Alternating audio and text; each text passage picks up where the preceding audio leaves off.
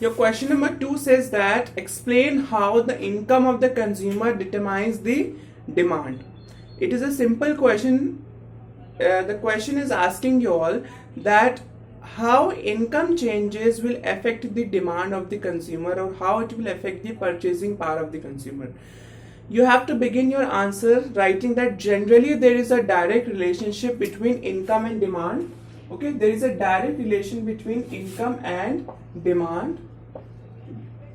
What do I mean when I am saying that there is a direct relation? That means when income increase, demand also increases, and when income decrease, demand also decreases. You have to start with this introduction, but you will write further, you will write that it does not always happens. हमेशा ऐसा नहीं होगा कि there is direct relation between income and demand. There are three types of commodities. First is your normal commodity or normal good. Second is your inferior goods, and third is your inexpensive necessities. Inexpensive necessities. Why it is important to differentiate between these three goods? Because when the income changes, the demand of these goods are affected differently. Okay, when I talk about normal goods generally the things of luxuries and comforts come under normal goods.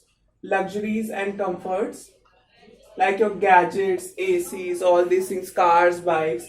What happens in normal goods? When the income of the consumer increases, the demand increases. When the income increases, as we represent income by Y in economics, so I'm writing Y over there. When income increases, demand increases, and when income decreases, demand also decreases. That means there is a direct relationship in normal goods. When we are coming to inferior goods, it can be any good which a consumer thinks and inferior to something else. For example, we compare two types of rice, basmati rice and normal rice.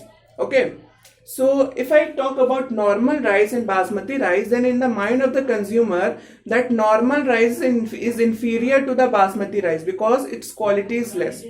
Okay, so when income increases, for example, a consumer is consuming those normal rice of 20 to 30 rupees kg, and when his or her income increases, would he continue consuming that normal rice? No, he would like to switch over some superior good. He would like to switch over to basmati rice. Alright, that is why when the income increases, in case of inferior good, the demand for such goods decreases eventually. Okay, because the consumer switches to some superior quality good. What happens in inexpensive necessities? First of all, why they are called inexpensive? They are called inexpensive because they are very cheap. The consumer has to spend a very small part of income on purchase of such commodities like your salt and matchbox. All these things come under your inexpensive necessities. So what happens in inexpensive necessities? When income increases, the demand will increase initially. That means initially when the consumer's income increases, the demand will increase, but eventually it will become constant. That is very simple to understand. None of the consumer will continuously increase the consumption of salt and matchbox when his income increases. The consumer always tries to spend more part of his income in purchase of normal goods, that is luxuries and comforts. Okay, they will not like to spend much on inexpensive necessities. Okay, so a time comes when the demand for inexpensive necessities becomes constant. We just have to show it with the help of the diagram. First I will draw normal goods. How will we show? X-axis origin, Y-axis. On the X-axis take demand, and on the Y-axis take income. Okay, as I have told you that when the income increases, the demand also increases. That means the curve will be an upward sloping curve. Okay, it will be an upward sloping curve. That means जितना हमारा जितना हमारी income बढ़ती जाएगी उतनी हमारी demand बढ़ती जाएगी. This is the case of your normal good. Okay, जिसमें हमारी लग्जरीज एंड कंफर्ट्स आती हैं. Then coming on to second, your inferior good. In case of your inferior good, again we will take demand on the x-axis and income on the y-axis. And I've told you that when the income increases, the demand decreases. So you have to draw a backward bending curve. Okay, that for instance, the consumer was purchasing this much at y1, and when his income increased, he decreased the consumption from q1 to q2. That means he moved from point A to point B. You can see that when income increases from Y1 to Y2, the consumer's demand decreases from Q1 to Q2. So this is your inferior good. It will be a backward bending curve. And when we talk about your inexpensive necessities,